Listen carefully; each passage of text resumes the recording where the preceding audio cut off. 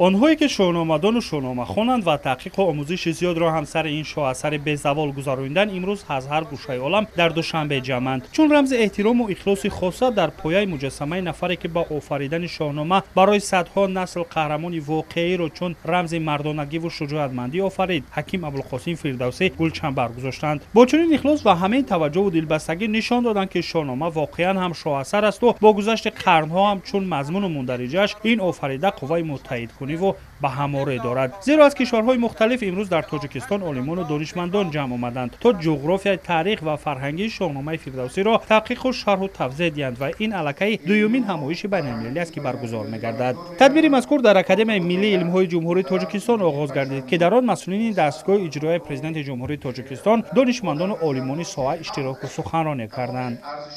اگر گوییم که شاهنامه جغرافیای شاهنامه یا اینکه شاهنامه نیم جهان رو میگیرد، خطا نمیکنم، زیرا که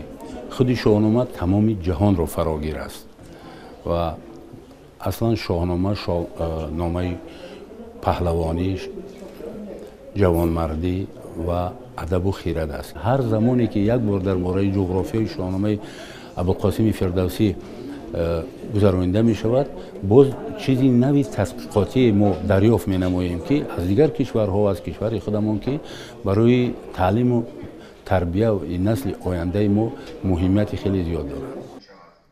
تاکید شد که شاهنامه فراگیر تاریخ پیشدادیان، کیانیان و ساسانیان بوده، ارزش گران تاریخی برای شناخت اصل و تمدن ملی دارد. با اندیشه اشتراکچیان شاهنامه فردوسی اهمیت عمومی جهانی نیز دارد و با این نظرداشت این شاهاثر با زبان‌های مختلف ترجمه شده و به خوانندگان کشورهای گوناگون پیشنهاد شده است. شاهنامه به‌زوال فردوسی را اشتراکچیان همایش بین‌المللی یکی از شاهکاری‌های ادبیات جهانی عنوان کرده تاکید داشتند که 30 سال عمر خود را فردوسی در ایجاد این شاهاثر صرف کرد و آن برای مردم مکتب بزرگ آموزش والاترین خصلت‌های انسانی گشته است. ابراز گردید که تمام جنبه‌های مهم تاریخی و ارزش‌های گران شاهنامه در دایره همایش بین‌المللی دوام چند روز در شهر دوشنبه مورد محاکمه و بررسی عالمان و دانشمندان ساحه قرار خواهد گرفت که این اقدام در شناخت بیشتر شاهنامه و تلقین آموزش آن نقش مهم می‌بازد.